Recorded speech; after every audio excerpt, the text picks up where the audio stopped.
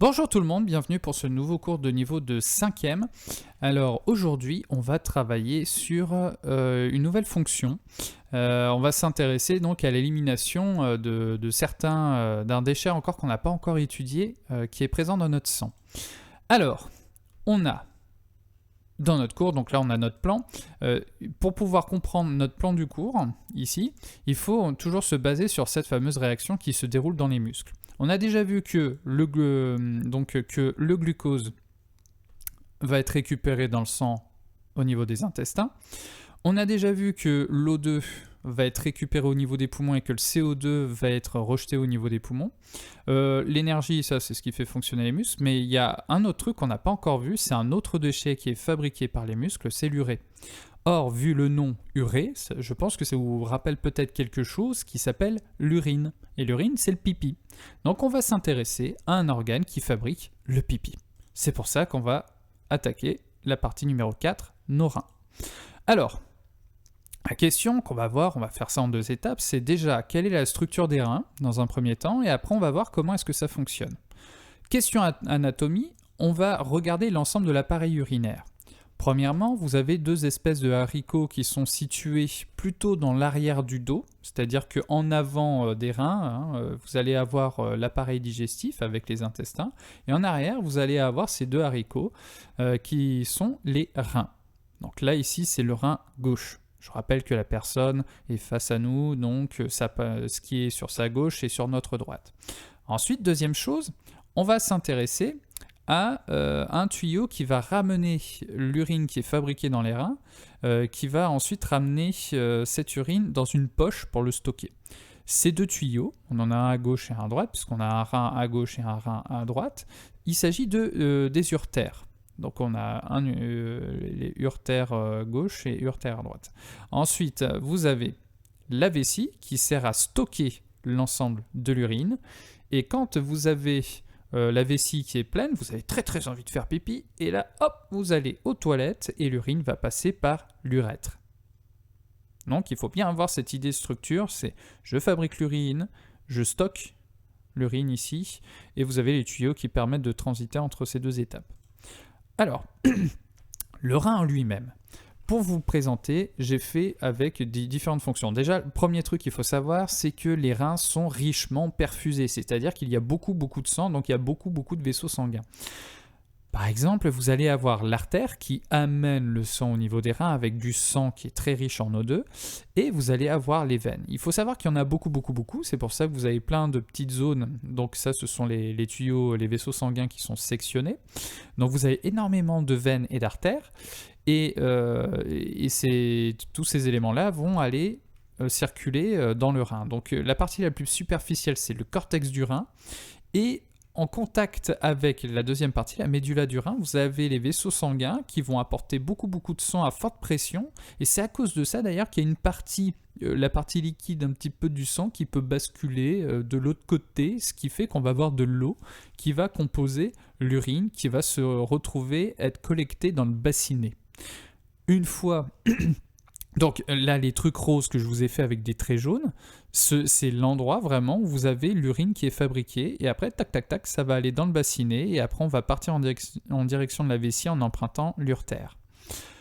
Maintenant, on va s'intéresser au fonctionnement du rein, c'est-à-dire concrètement, qu'est-ce qui se passe au niveau des reins. Donc vous avez un tableau, je vous pose quelques questions à partir de ce tableau. Donc vous avez un tableau où on a la quantité de différents éléments qui sont là dans le sang, et après, on a d'autres quantités, mais toujours des mêmes éléments, mais dans le pipi, dans l'urine. Donc, je vous pose 2 questions. Vous avez en gros 2 parties par rapport à ce tableau.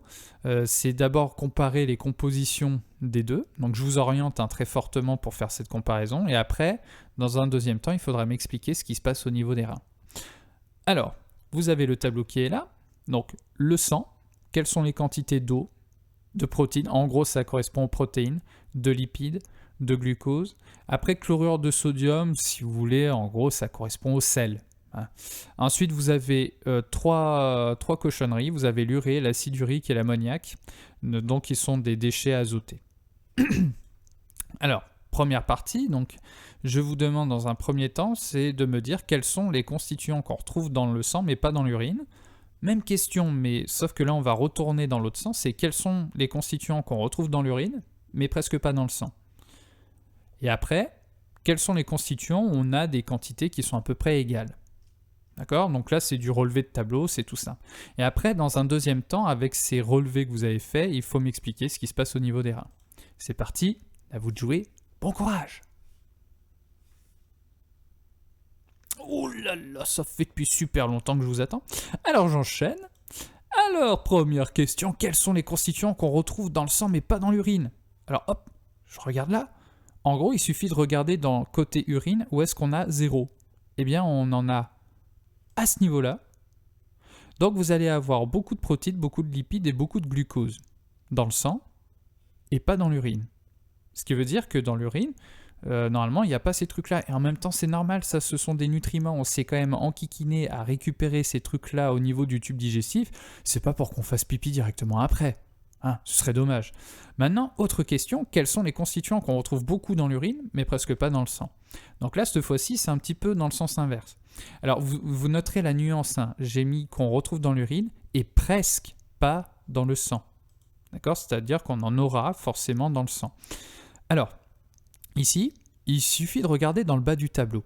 Regardez ici, vous remarquerez qu'on a beaucoup plus d'urée, d'acide urique et d'ammoniac dans l'urine que dans le sang. Ça veut dire que dans l'urine, on a tendance à concentrer ces cochonneries, c'est-à-dire l'urée, l'acide urique et l'ammoniac, alors que dans le sang, on n'en a que très peu. Ensuite, dernier élément, quels sont les constituants? On a à peu près la même chose. C'est le reste. C'est-à-dire que l'eau, on a la même composition et le sel, on a à peu près la même chose. Donc ça veut dire que si on doit analyser ce tableau, eh bien on peut dire la chose suivante. Déjà, l'eau et puis le sel, on a à peu près la même chose. Et ce qu'il faut voir, c'est que pour qu'on ait de l'urine, donc un truc liquide, ça veut dire qu'au niveau des reins, on va avoir ces choses-là qui vont passer. C'est-à-dire que l'eau et le sel, ça va passer dans les reins pour pouvoir former un petit peu d'urine.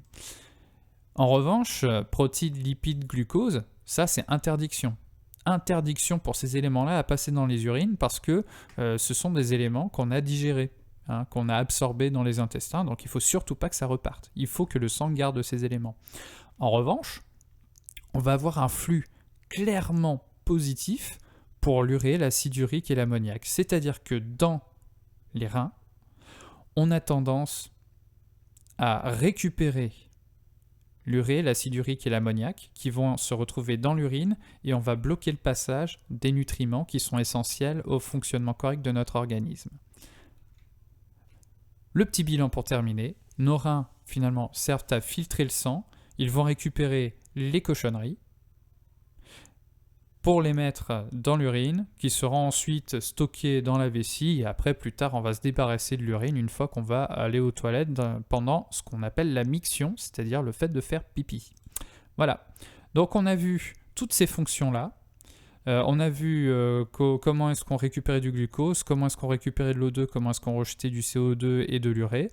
Maintenant, ce qui va être intéressant à l'avenir, c'est de voir comment est-ce que tous les organes qu'on a étudiés, donc ici, ça va être les intestins. Ensuite, ici, vous avez les poumons. Et après, vous avez également ici les reins. Donc, c'est comment voir est-ce que tout ça est connecté entre eux avec aussi les muscles qui dépensent de l'énergie.